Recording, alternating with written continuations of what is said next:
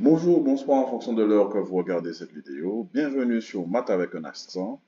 Aujourd'hui, nous allons corriger la 34e question du concours d'agent des finances publiques, session 2021.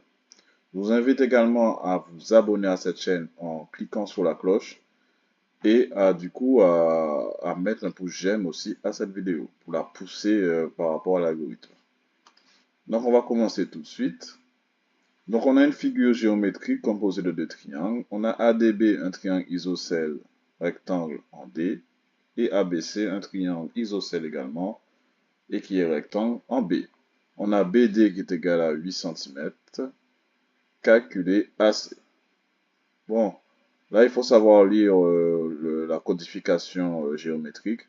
Ici, on voit que, on nous avait dit déjà que le triangle était isocèle et rectangle en D. Donc on sait que du coup que BD égale AD. Donc ici aussi j'aurai 8 cm.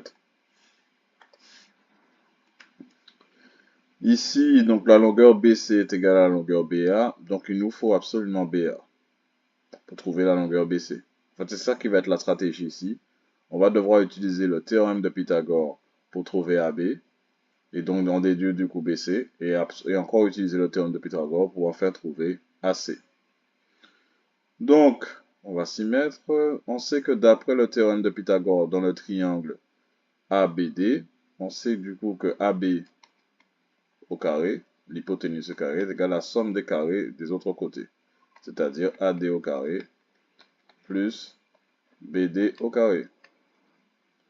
C'est-à-dire 8 au carré plus 8 au carré. C'est-à-dire 64 plus 64. 8 au carré, c'est 8 fois 8.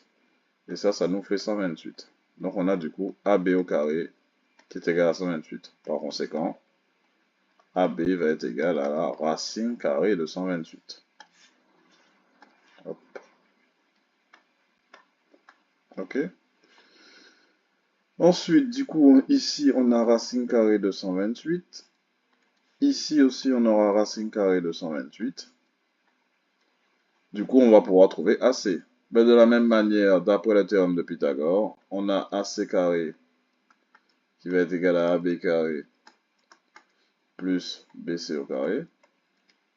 C'est-à-dire racine carrée de 128 au carré plus racine carrée de 128 au carré.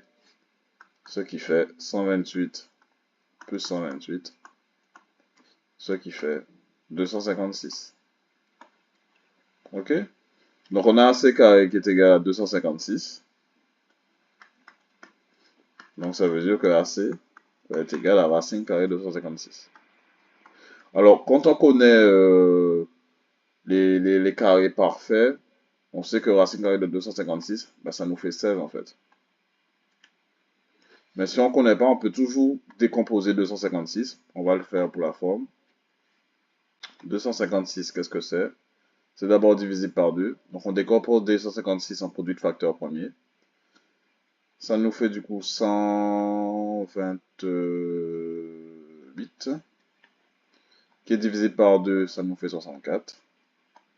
Qui est divisé par 2, ça nous fait 32.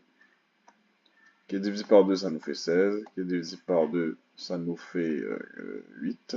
Qui est divisé par 2, ça nous fait 4. Qui est divisé par 2, ça nous fait 2. Et qui est divisé par 2, ça nous fait 1. Donc on s'arrête ici. Donc autrement dit, 256 va être égal à 2 puissance 1, 2, 3, 4, 5, 6, 7, 8. 2 puissance 8. Et nous, ce qu'on veut, c'est la racine carrée de 256. C'est-à-dire que c'est quoi? Bah, c'est 2 puissance 8 à la puissance 1 demi. Autrement dit, c'est 2 puissance 4. C'est-à-dire 16. C'est un peu plus compliqué. Moi, je vous invite quand même à connaître la majorité des carrés parfaits. On gagne du temps. Jusqu'à 20 au carré, c'est bien. De 2 au carré à 20 au carré, si vous les connaissez par cœur, c'est déjà très bien. Donc, c'était la réponse numéro 4. Si vous avez des questions, n'hésitez pas à laisser un commentaire en dessous de cette vidéo. J'y répondrai le plus rapidement possible. Et je vous invite à regarder la prochaine vidéo. Bye bye.